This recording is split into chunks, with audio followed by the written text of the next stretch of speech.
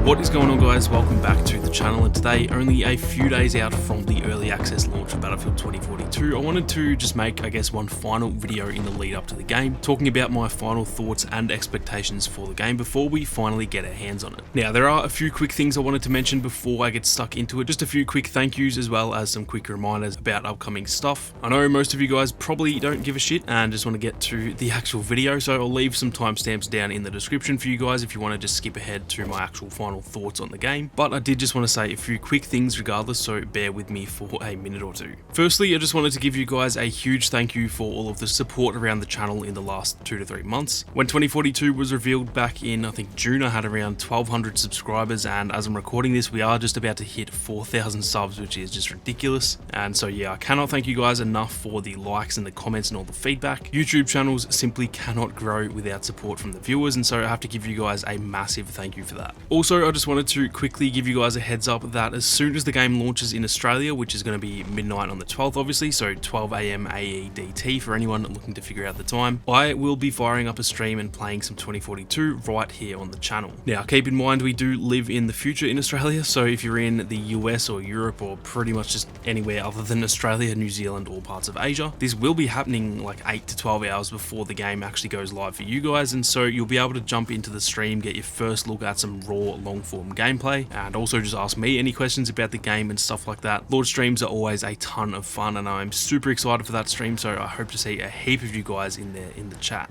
Now, I also wanted to give a quick thank you to a few people from EA and DICE as well. Steph Lung, who is the ANZ engagement manager and the PR coordinator at EA, has been an absolute legend over the last few months. She's been the one inviting me along to the early preview events for the game and all that stuff, and so I just wanted to give her a huge shout out. The channel simply would not be where it is without her giving me those opportunities and some of those early interviews and stuff. So thank you a ton, Steph, you are an absolute legend. I lastly just wanted to thank Kevin Johnson as well, who many of you guys may know is one of the lead community managers on Battlefield. He's been super supportive of myself and the channel, not only since this one started, but also way back in the Battlefront 2 days on the other channel, and he's given me a lot of great advice and support over that time. So I just wanted to give him a massive thank you as well. Although I really hate to tell you, Kevin, I do actually enjoy pineapple on my pizza, so I'm not sure that we can actually be friends. But anyway, guys, that is going to do it for my very long-winded intro. I do apologize for the rambling, but with all of that out of the way, let's get stuck into the meat and potatoes of this video, which is my final thoughts leading into launch as well as my expectations for launch week. So at this point in the lead up to launch, we essentially know everything that we're going to know about the game until we can actually play it. Even if they do show off a few more trailers and stuff throughout the week, I think we know pretty much all there is to know about All Out Warfare, we know about Portal, and we know about Hazard Zone, and that is the very large majority of what there is to know about this game. Now, this marketing campaign and lead up to launch has definitely been a pretty memorable one, to be honest. I personally think the lead up has been pretty strong, even considering that delay announcement in the middle, as well as there was like a 5 or 6 week period without much communication. But outside of that, I feel like they have kept us up to date on the game fairly well, and I think the game is in a pretty good position leading into launch. Obviously, there are plenty of different opinions out there. Some people really loved the beta and some people thought it was terrible, but overall it definitely seems like the community is sort of leaning much more to the excited side of things rather than the cautious or worried side of things. And even when there are those more like negative or critical opinions out there, most of them are either A, the specialist system, B, the UI, or C, those elements like the gunplay and the movement, which yes, are absolutely crucial to the game, but disliking the gunplay doesn't make it bad. I personally think the gunplay felt phenomenal in the beta, and so yeah, most of the negative thoughts around the game seem to be stuff that is either fixable through Portal or just rather insignificant at the end of the day, like the UI. In terms of my own expectations for launch and that first couple of weeks or months afterwards, I do think the game is going to be a whole lot of fun, but I am sort of bracing myself for a bumpy ride, and I think no matter how positive or negative you are towards the game, that is something that everyone should try and be aware of. DICE do have a rather shaky history of launches, especially over the last 4 or 5 years. They generally tend to really turn their games around throughout the live service, but in terms of the actual launch of their games, generally they do seem to be pretty buggy, somewhat unbalanced, and overall just slightly incomplete upon the actual launch, and I am definitely bracing for that same situation with this game. Something that I think we keep forgetting is that this game was essentially made from home during a global pandemic. It is is the largest scale Battlefield game to date, with the most amount of employees and dev teams working on it, and the very large majority of that work was done from home, which I think many people actually tend to dismiss how hard that can actually be. If DICE tend to have a shaky launch history already, then I definitely think the pandemic has a chance of adding to that, and so yeah, like I said, I am expecting a fair amount of bugs and imbalances at launch, but considering the circumstances and considering the fact that they almost always turn their games around after a few months, I'm definitely willing to cut them some slack and just kind of stick with the game for the first 6 or so months, because I am genuinely confident that once those bugs are squashed and they can do some balancing and all that kind of thing, the game has potential to be one of the best Battlefield games ever.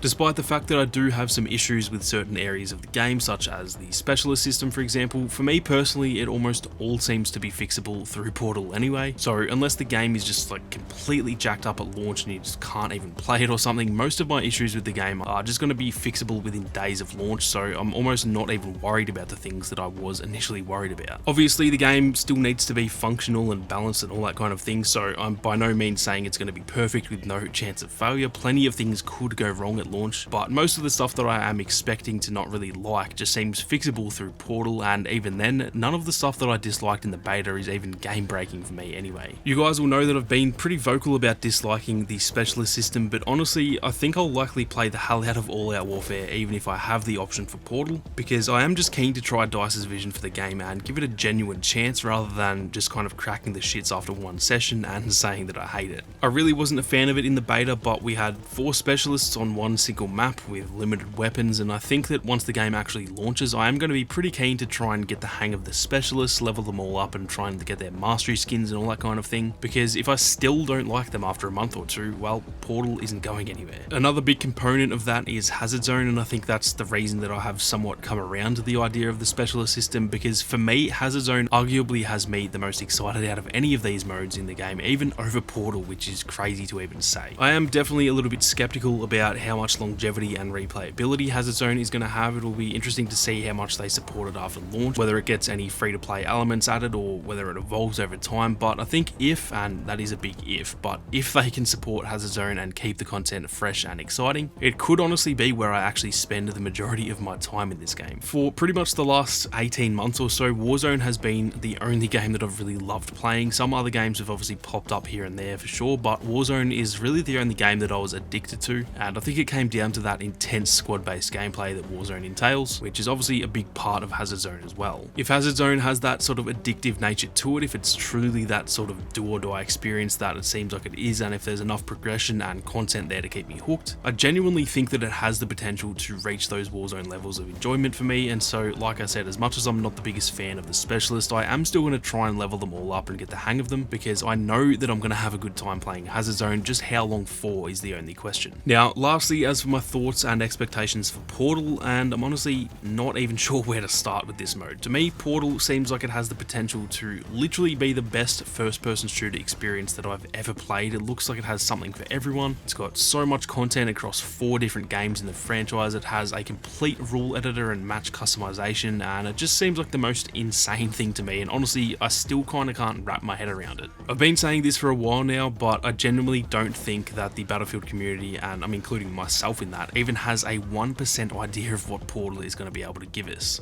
I think we all like to think of not only the awesome changes we can make to the base game, like just removing specialists and playing with classes again, as well as all the fun little gun game modes we can make, or infected modes, or just any of those sort of more goofy fun game modes, but I think even those types of ideas are just scratching the surface of what Portal has to offer. In 1 year from now, people are going to be looking back at the modes that we were making in November and December of 2021 and just laughing at how dumb and basic they were, because I genuinely think that Portal is the type of mode that will just evolve over time without even having changes from the developers. People in the community will unearth new logic editor elements that allow for completely different ways to play the game, then those will evolve into heaps of new modes, and then those will be improved upon even further, and I genuinely just think that people will be making some of the absolute craziest game modes we've ever seen, some of which will no doubt become fan favourites and will be circulating around the community like mad. Think back to some of those old Call of Duty games where the Michael Myers game mode came from. Now, for those who don't know what Michael Myers is, he is the main character from the Halloween series, but back in some of the older Call of Duty games, people actually created their own game mode called Michael Myers. One player spawned on his own team and he had a knife, while all of the other players were on the other team with absolutely no weapons. survivors. Now those players had about 30 seconds to hide, and then Michael Myers had to essentially find and kill everyone on the map with a knife. If he found you, then all you could do was run away, and the game essentially ended when he either killed everyone or the timer ran out and the survivors won. Now that game mode spread like absolute wildfire in some of the older games. I remember actually being invited by complete randoms in Black Ops to play it, and it just kind of spread throughout the community and became this really popular game mode, and there was not even any framework for it to be done. It was just as simple as people being creative with the limited tools within the private matches and just making this awesome game mode. If that mode can spread like crazy in a game with literally no intention of support for it, then think about how some of these modes are going to spread throughout the community when DICE have literally implemented ways to share them and highlight them to the community. People are going to be making these amazing game modes, reaching out to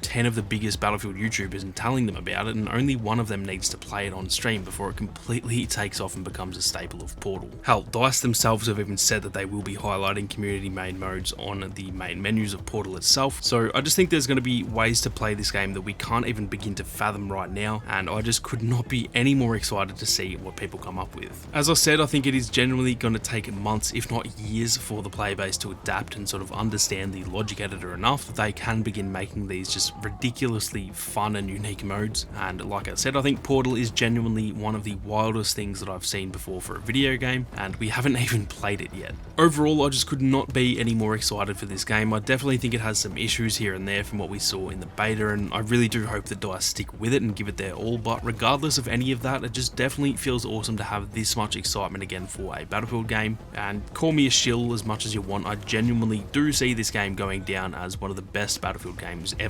if DICE do stick to it and give it the live service that it deserves. There are definitely plenty of things that could go wrong, there are plenty of things that I've got concerns about, but at the end of the day, at least for me personally, the positives surrounding the game just drastically outweigh the negatives for me, and I'm genuinely just itching to get stuck into it, not only on launch day, but hopefully for years and years to come. I'm keen to hear all of your thoughts and expectations down in the comments section, guys, so be sure to leave a comment and let us all know how you're feeling. It's definitely a divisive game so far, and so I'm sure there will be plenty of differing opinions, but I am keen to hear them all regardless of which side you're leaning towards. Like I said, be sure to stop in and say hi in the launch live stream. Again, it will be going live somewhere between 11 PM AEDT on the 11th and 12 AM AEDT on the 12th, just depending on whether I started a bit early or not, but the easiest way to make sure you are aware of it is just to subscribe and turn on those notifications so that you guys are notified when the stream begins. If you enjoyed the video, then be sure to leave a like down below, and like I said, guys, if you are new, then consider subscribing to the channel with those notifications on. If you guys want to support the content that I make here on YouTube, then consider becoming a channel member. But with that being said, thank you all very much for watching. You guys have a great day, and I'll see you all out there on the battlefield.